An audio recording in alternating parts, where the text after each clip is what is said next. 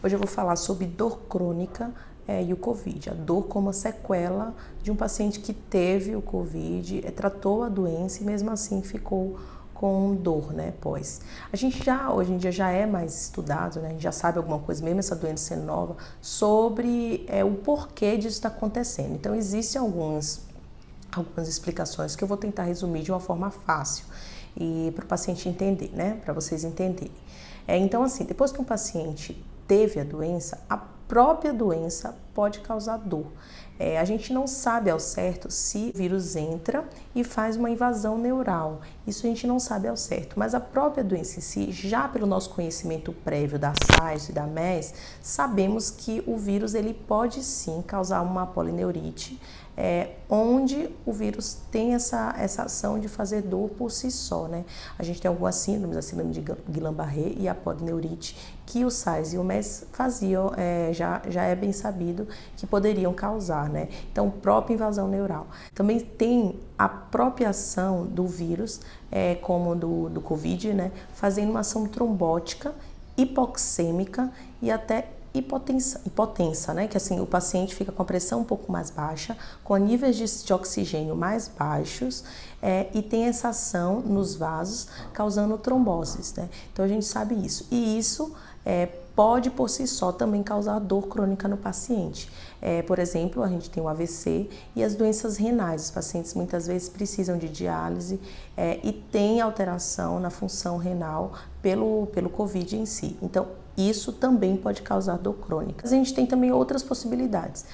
Dentro dessa, nós temos a internação na UTI. Um paciente que fica em UTI, já é sabido antes do Covid, que ele pode ter dor crônica. Internação prolongada, o uso de ventiladores, a imobilização, o paciente fica parado, deitado, tudo isso pode gerar dores crônicas para quem fica internado na UTI. Então a gente sabe pela OMS que 20% dos pacientes que têm Covid, né, aproximadamente, precisam de internação, precisam ficar em tratamento hospitalar. E desses 20% precisa de UTI, né? Então, é um número alto, a gente tem muitos pacientes que ficaram em internação prolongada e sofreram com essas consequências, né, que pode ser a dor crônica. Outra coisa específica da doença é a posição de prona. A posição de prona, acho que foi muito falado na mídia, é onde o paciente fica deitado, né, de cabeça para baixo, para poder ventilar melhor. Isso aí a gente consegue fazer um padrão respiratório que ajuda também no tratamento do Covid, né, foram utilizados. Essa posição pode gerar alguns danos nervosos pela posição em si, onde pode causar dor crônica no paciente. A gente tem também a reabilitação dificultada e a dor aguda de procedimentos. O paciente que fica internado, ele tem que sofrer punções venosas, eles às vezes precisam acesso calibroso. Tudo isso são procedimentos dolorosos que geram sofrimento e pode cronificar a dor desse paciente, né?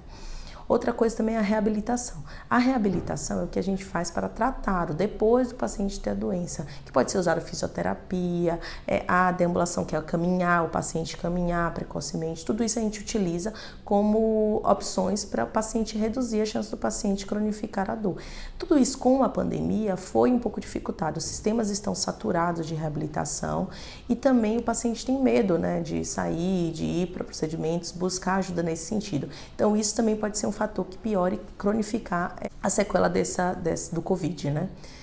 Outra coisa são os efeitos na saúde mental de quem de quem sofreu com o Covid, que precisou de internação, ou nem só precisou de internação, às vezes o paciente em casa mesmo, com o isolamento social, os efeitos simplesmente por estar se passando por uma pandemia.